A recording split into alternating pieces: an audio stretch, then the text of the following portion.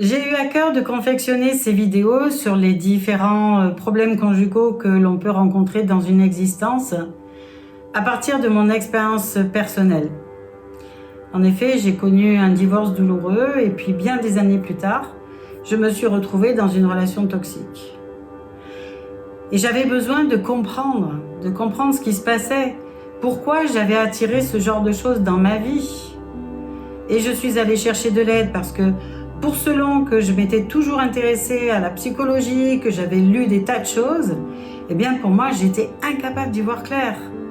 Donc je suis allée chercher une personne de ressources qui m'a aidée à démêler tout ça et j'ai revu ma copie intégrale. Alors bien sûr que j'avais peur de ce que j'allais trouver, mais elle m'a démontré que c'était des fausses peurs. 99% de nos peurs sont fausses.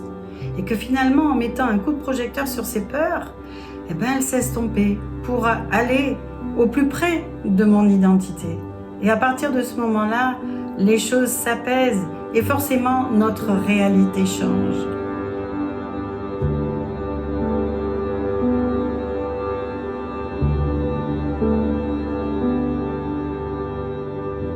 Ce que j'ai appris et compris, c'est que pour être heureux à deux, il fallait être heureux avec soi-même.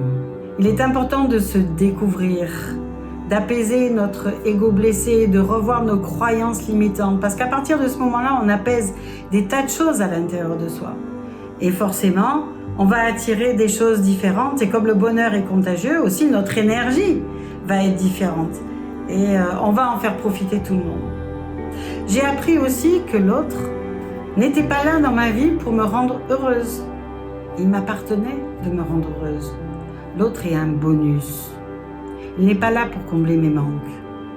Et à partir de ce moment-là, eh bien, on est véritablement au même étage à partager et à contribuer au bonheur de l'autre selon sa propre vision et non pas ma projection.